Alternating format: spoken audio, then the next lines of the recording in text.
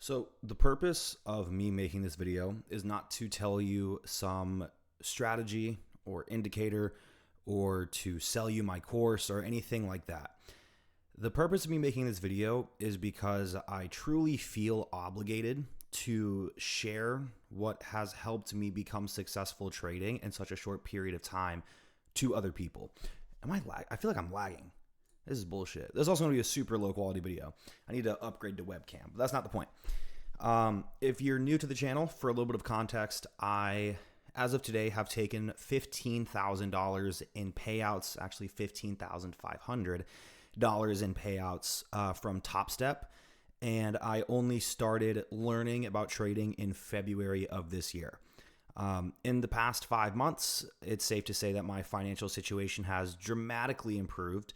And within the next 2 weeks, I'm looking to take another $10,000 to $15,000 in payouts from my Top Step accounts. If you want receipts, go look at the videos on my channel. I posted my $6,000 payout from 3 weeks ago.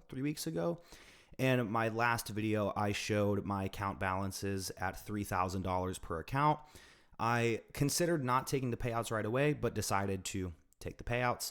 So that puts in the past, actually, let me just look at I'm not going to look at the date, but within the past 2 to 3 weeks, it's been $13,500 in payouts. And then I took $2,000 in payouts at the beginning of June. Now, I don't say that to flex on you. I don't mean to flex on you now, but I need the thumbnail. I do need the thumbnail. All right, I hope that's thumbnail worthy. That's so stupid. That's so arrogant. I'm not trying to flex, although that was a flex. I'm going to walk you through exactly what I'm doing to actually make money trading and actually make money with prop firms. Because most people on the internet are giving horrible advice on how to trade prop firms. And my theory is that a lot of traders never really traded prop firms. I think a lot of people already had capital to begin trading with and they grew live accounts and they never really got deep into actually making money from prop firms. So I'm just going to dive right into it. We're going to start from the eval and then we're going to work our way from there. So first things first, what do I recommend? I recommend a high win rate, lower RR strategy. If you can have high win rate and high RR, that's great. My stats are usually around 70% win rate, 1 to 1.5 RR. My win rate's a little bit lower this month. I got really cooked the first week of July, so my win rate is actually 60%. But you want to have a higher win rate with a decent RR. Now, why is that the case? Because with prop firms, you want to be able to comfortably risk. You want to be able to risk the maximum amount that you're comfortable with risking. So let me start from the top, or I guess the bottom up with the eval. The amount of people that I see recommending like the 120 rule, like only risk 1/20th of the account balance. Bullshit. I'm going to tell you right now, bullshit. I think I've passed 16 evaluations since June. They at most take me 3 days to pass. And the reason I've been able to do that is because I risk the maximum daily drawdown on evaluations. If you're taking notes, that's the first thing I would write down. When you are on an evaluation, you can't get paid from that. It would be a waste of time for you to spend fucking 2-3 weeks trying to pass an eval. That's stupid. I genuinely think you're better off flipping a coin on going long or going short.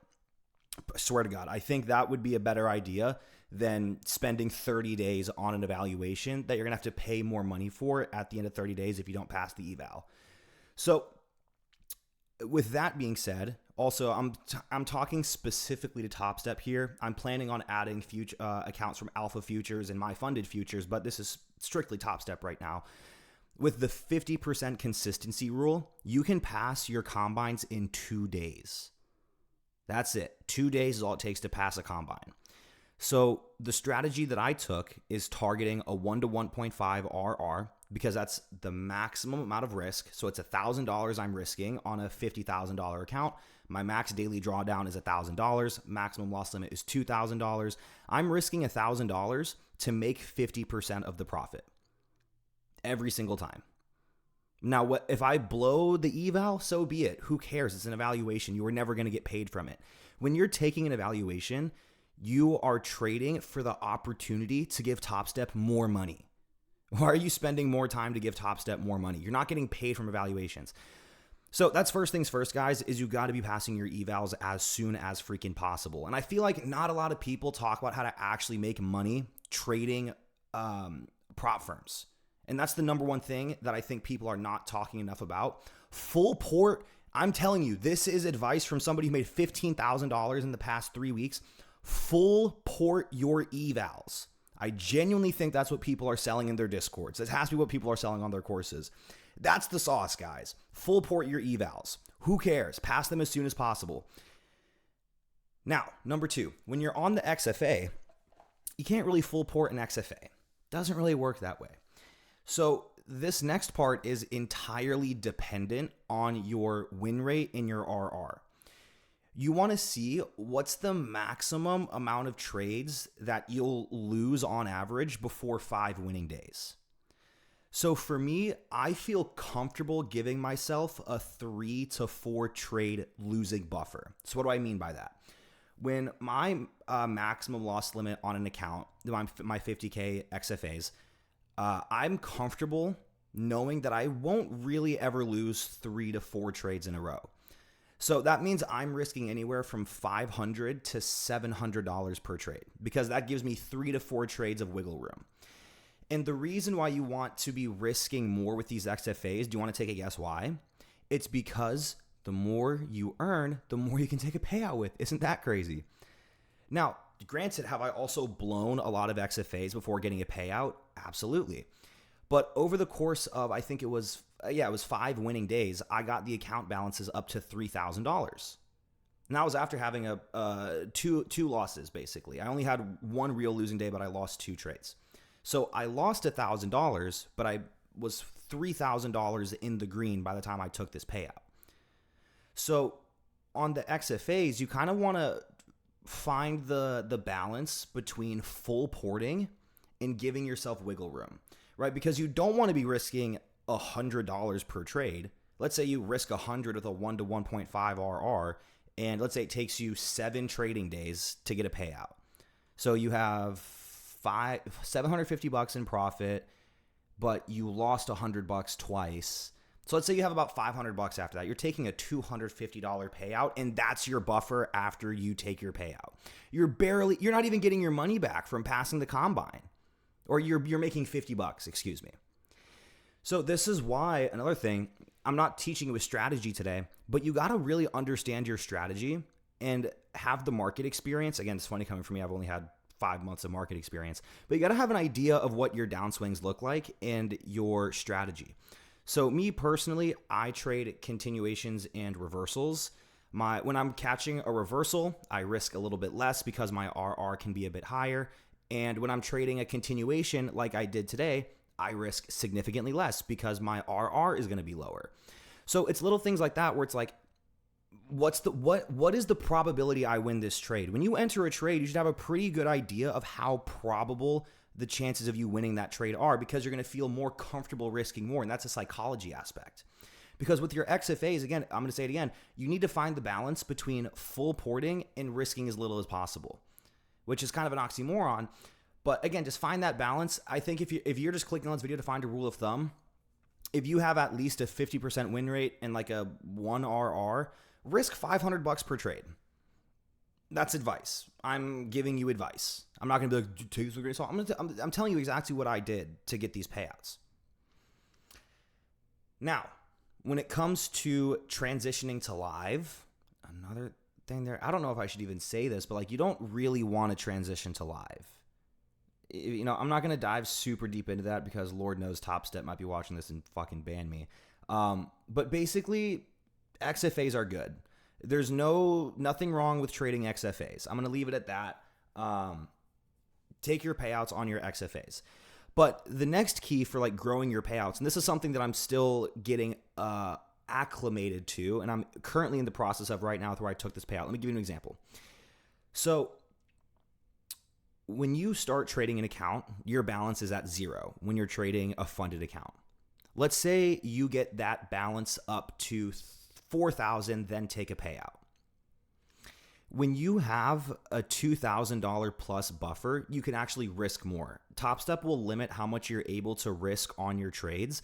So the more your account grows and the bigger your buffer is, the more you want to be risking. And I'll elaborate on that a little bit. So I'm going to be at $1,500 on my account balance going into tomorrow's trading day. Given that the funds are taken and I'm safe to trade, I'll have $1,500 in my accounts. I'm going to risk 500 to say, let's say I make 1,000. I catch a 2R, which is not unreasonable for my model. Now I have $2,500. I'm going to risk 800 on the next trade. Let's say I win that trade and it's let's say I win 1,000 on that trade, right? It's like a 1 to 1.2. So now my buffer went from, what did I say, 2,400, add 1,200. Let's call it an even 3,500. The next trade, I'm going to risk 1,100. And so on and so forth until I get to the point where my account balance is now at 6,000, 7,000, 8,000. So my next payout on these accounts, given that this works out, is going to be anywhere from 3,000 per account to 4,000 per account, or 2,500 to 4,000 per account. Let's say it's 2,500. I do the same thing. By the time I'm taking my third payout, it's a max payout of 5,000 per account. And that's how you scale with prop firms, guys. And then once you get that max payout and you're about to get transitioned to live, rinse and repeat. Now, but Isaac, what happens if you blow these accounts? I get new ones because there is no psychological attachment to the accounts in my mind. Especially now, I've already made ROI.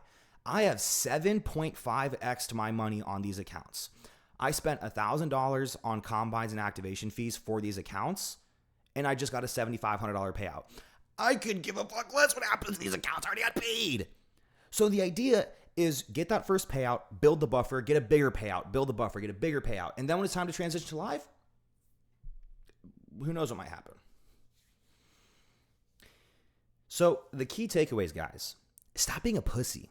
That's really the takeaway. So many people, I want to say like glorify I risk very little on my trades because I trade for tomorrow. Yeah, that's very true if you're actually trading on a live account where you can risk $1,000 and it's only 1% of your account. If you risk 1% of your Top Step account, you're risking $20 a trade. You cannot treat these evals in these XFAs as if they are real accounts. Now I got to go live, but I'm going to post this video in the meantime.